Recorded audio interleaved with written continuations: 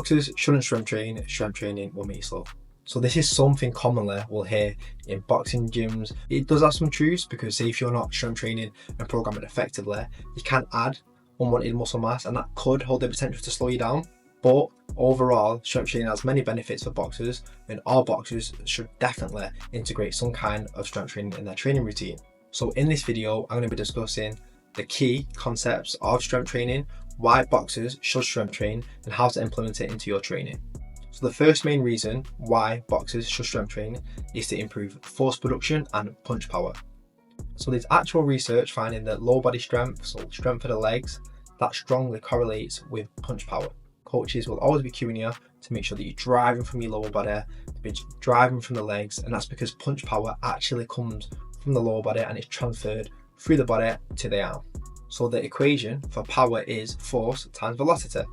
So that means by strength training, we're actually increasing our overall force production. So it's okay delivering fast punches, but then if your body actually can't produce high amounts of force, then that's going to dramatically decrease the amount of impact your punches are going to have. For this reason, low body strength should be a key principle integrated into your strength training routine. But like I said, we don't want any unwanted muscle mass. If you're doing very high volumes in your legs, that's going to diminish your performance in your spars, in your skill sessions, because you're going to be very tired throughout the week. For most boxers, all we need is 2 full body strength training workouts, and that should consist of 1 main compound lift, and that's going to enhance our overall force production of the legs. So in our first session, we want a hinge compound, and on our second strength training workout, we want a squat compound.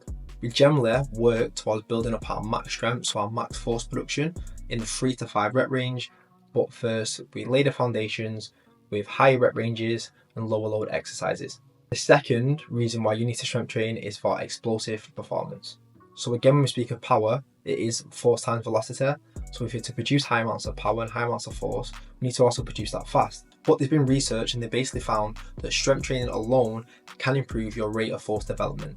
This is extremely important for boxers because punches can take to land less than 200 milliseconds. That's literally a split second. So if it takes you longer to reach your peak force within a punch, then 1, your maximal force output is going to be a lot less, and 2, most likely that punch is going to be pretty slow. We do also integrate plyometrics into every single strength training workout. So this just makes sure that we're always training speed, recruiting those fast switch muscle fibers, and then we work in both ends of the force velocity curve. This just means all the force adaptations we get from our heavy strength training, we can now transfer into more explosive and quick exercises. We use these at the start of the sessions because you're fresh, so you can focus on speed, but then also it's going to get your body fired up and ready to go for your strength session, so it can actually potentiate your performance. The third reason you need to strength train is for injury prevention, and arguably one of the most important. So boxing as a sport puts a lot of wear and tear on the body. Some researchers found that you can produce up to 2,500 newtons of punch force within a punch. To help you understand, that's around 250 kg. So think within your boxing training how much wear and tear the body actually has to withstand. You're constantly throwing hundreds of punches, hitting the bags, you're doing all your additional training and you're running, and you're punching people and getting punched in the face. I know, probably could have chosen a better sport, but one of the key solutions to actually preventing injuries is to get stronger. So strength training is going to have a massive transfer to increasing obviously muscle strength, but then also the connective tissues, the ligaments and the tendons. So say if your muscles are strong enough to produce that force within a punch, but your connective tissues aren't strong enough to withstand that, then that can cause injury.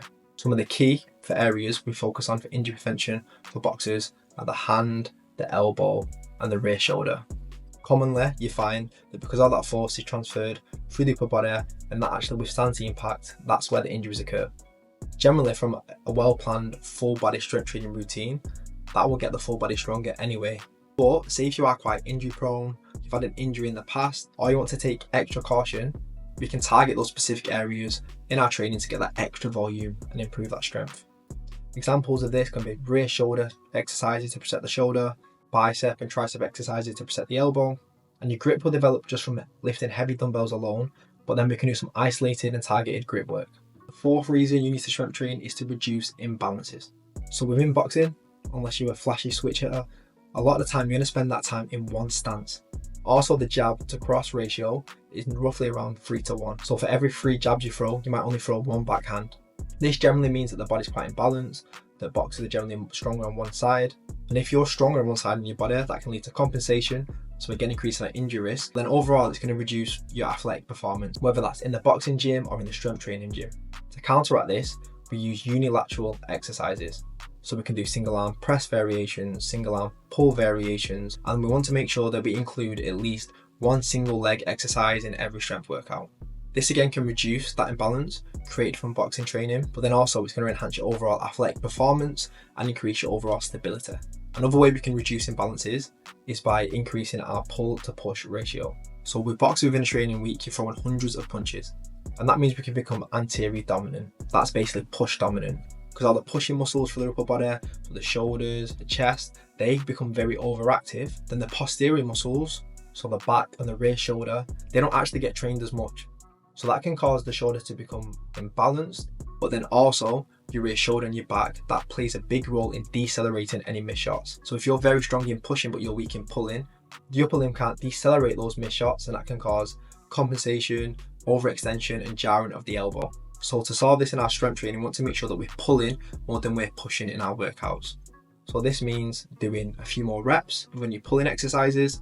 For example, if you're doing a press and a row, you might choose 5 reps for your press and 8 to 10 reps for your row.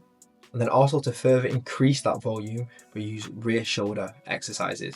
So again, these are going to be great for protecting that rear shoulder, but also it's going to increase that overall pulling volume. Finally, the reason all boxers should strength train, that's because all the elites do it. So if you look on YouTube now, you can see Canelo, Crawford, Usyk, all the pound for pound best boxers within the world. So one argument's always been that old school fighters didn't do it, and all them great boxers did it without any strength training. And although that's true, times definitely change. There's been a major development in research around sports science of what training athletes actually need to optimize their performance. So with that new information out there, it would be silly not to utilize it. You get close decisions, bad decisions, and victory on the night can be determined by not also how hard you train, but also how smart you can train. Think of it as well, if you're always injured when you're training camps and you're not doing any sort of strength training, then you're not going to get the most out of your camps to be the best version of you. But also all them other benefits I spoke about, including increasing your strength, your explosive performance, your overall athletic performance, that's definitely going to transfer to your performance on fight night.